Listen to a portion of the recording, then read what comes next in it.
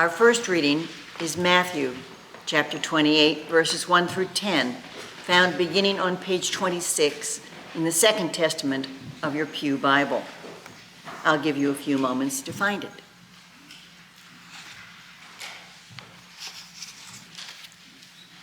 After the Sabbath, as the first day of the week was dawning, Mary Magdalene and the other Mary went to see the tomb.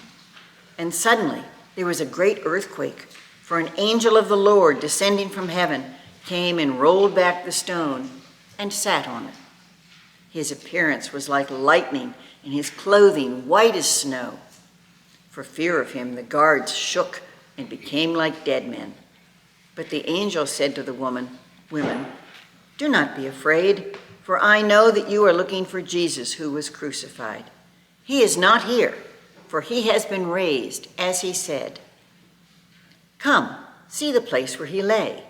Then go quickly and tell his disciples, he has been raised from the dead, and indeed he is going ahead of you to Galilee. There you will see him. This is my message to you." So they left the tomb quickly with fear and great joy and ran to tell his disciples. Suddenly, Jesus met them and said, "Greetings." And they came to him, took hold of his feet, and worshiped him. Then Jesus said to them, "Do not be afraid. Go and tell my brothers and sisters to go to Galilee. There they will see me." Our second reading is by Mary Oliver, called Messenger. My work is loving the world. Here the sunflowers, there the hummingbird, equal seekers of sweetness. Here the quickening yeast, there the blue plums, here the clam deep in the speckled sand. Are my boots old? Is my coat torn? Am I no longer young and still half perfect? Let me keep my mind on what matters, which is my work, which is mostly standing still and learning to be astonished. The phoebe, the delphinium, the sheep in the pasture, and the pasture, which is mostly rejoicing, since all the ingredients are here, which is gratitude, to be given a mind and a heart and these body clothes, a mouth with which to give shouts of joy to the moth and the wren, to the sleepy dug-up clam, telling them all, over and over, how it is that we live forever.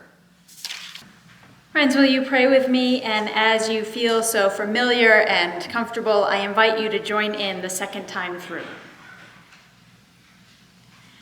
Let the words of my mouth and the meditations of our hearts be acceptable in thy sight, O God. Let the words of my mouth and the meditations of our hearts be acceptable in thy sight, O God. Amen.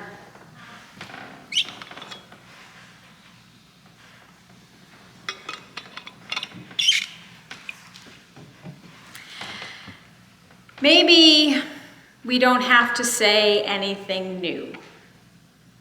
Last week on Palm Sunday, I joked about how it can be a tricky thing for a preacher to come up with something new to say on Palm and Easter Sundays, some unique angle into these most holy celebrations, some fresh insight into this story we hear again and again every year. But maybe it is enough to retell the story and, using Mary Oliver's words, to be astonished. The word astonish comes, with stops in Old French and Middle English, from the vulgar Latin extonare, to be struck by thunder, thunderstruck, stunned. Since about the 1600s, it's also been used with the connotation of amazement and wonder. It certainly seems an appropriate word to associate with the resurrection. Still, one questions if it is possible to be astonished at a story we know so well, even in its slight variations between Gospels. Here in Matthew, it is two women who make the sojourn to the tomb, Mary of Magdalene and the other Mary, probably the mother of John and Joseph. She's named as being present with Mary Magdalene and the mother of the sons of Zebedee at the crucifixion. They go not with burial spices, as in Luke and John, but just to see the tomb. Perhaps out of curiosity, for in Matthew's story, many of the tombs were opened at the moment of Jesus' death. Perhaps it was to remind themselves of what had happened, that it had not just been a terrible dream, as many of us do after the death of a loved one in shock. Or possibly they were returning to keep vigil after leaving to sleep.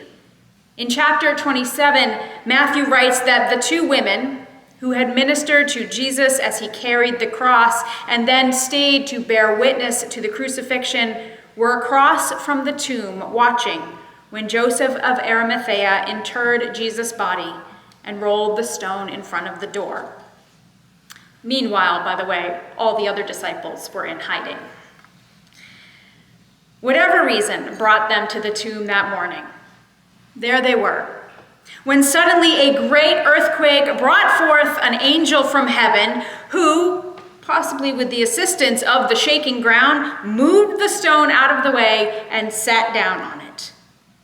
Now, for some reason, I always picture this angel sort of plopping down with this ta-da kind of expression.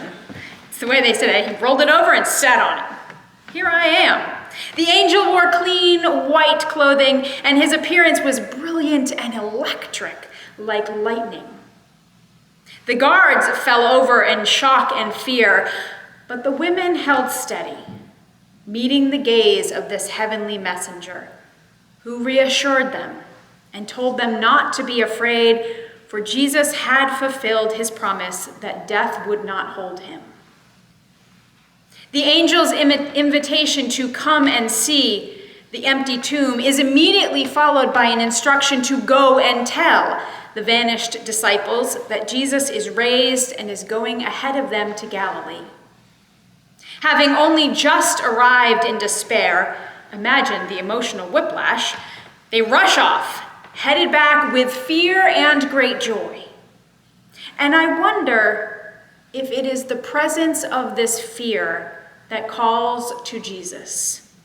For suddenly Jesus intercepts them and speaks his first word since resurrection. Greetings. Well, that's a little anticlimactic, isn't it? It's a little reminiscent of Marvin the Martian. Those of you who might have seen Looney Tunes, right? What is this? Greetings, earthlings. This is what it feels like. Jesus is just like, hey, here I am. How you doing? Like nothing of the past week happened at all. If we dig a little bit, though, we find that the Greek word translated here as greetings, charite, and I probably pronounced that wrong, apologies to any of you who actually speak Greek, can also mean hail or rejoice. It's the same word that Judas uses to identify Jesus to the soldiers when they arrested him, and the same word that the Romans use when mocking him as King of the Jews. And as Mary Magdalene and the other Mary recognize him and fall at his feet in relief and reverence, he follows his first word with his next four. Do not be afraid. If we translate charite as rejoice, then Jesus is acknowledging their mixed emotions and encouraging them to let go of the fear and just focus on the joy. I did it. Love conquered death. It's okay to not be afraid anymore and allow yourself the overflow of joy. Then he repeats the angel's instruction about sharing the news with the other disciples so that they go to Galilee where they too can see him. So there it is again. Familiar and yet astonishing, this story of resurrection, of life where we expect death, a beginning when it was supposed to be the end. Maybe, though, the astonishment is not so much in the power of this story, though, of course, it is a powerful and moving story. Many of us, I know, though perhaps we might be hesitant to admit it, might be more unsettled than astonished by this story and this day, trying to pinpoint the truth with a capital T of the resurrection, the theological and metaphysical meaning of what actually happened that day, the possibility of the impossible. And that's okay. Maybe the astonishment is not something that is provoked, but that is practiced. Enter Mary Oliver and this beautiful poem, Messenger.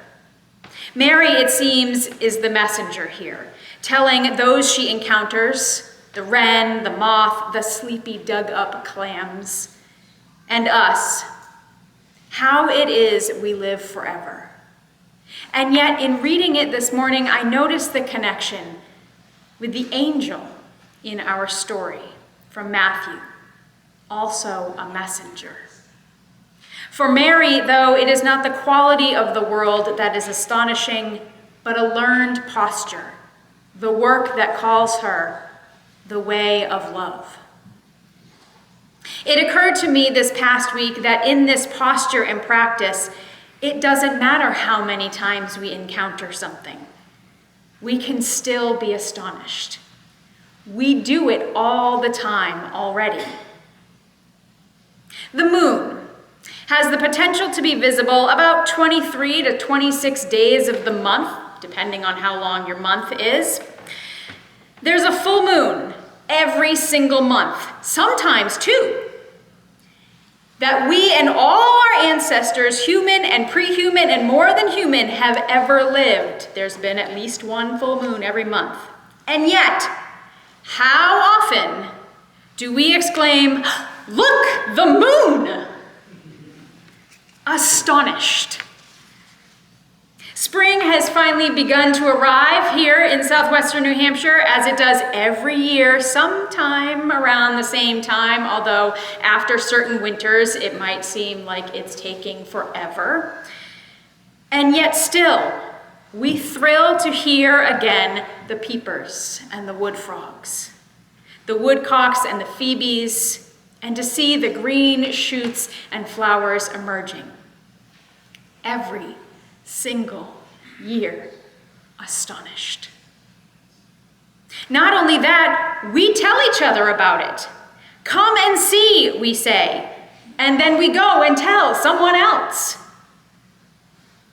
In this posture and practice, we can never tell the story of resurrection enough, which is probably why at some early time in church history, it was declared that every Sunday should be a little Easter. Resurrection doesn't require our belief to be real. Maybe it is enough just to be astonished. Because it is astonishing to be reminded and again realize, amidst all the horrors and pain of the world, which also often astonish us, though not in quite the same way, that in the end, death does not win. Power does not win. Greed and violence and hate do not win. Look, the messenger says. Come and see what love has accomplished. And then go tell the others so they can see too. Do not allow cynicism and doubt to cloud your senses. Practice gratitude. Don't be afraid. Say to one another, to all of creation, greetings, rejoice. And allow yourself to be astonished again and again and again at the risen Christ. This is how we live forever.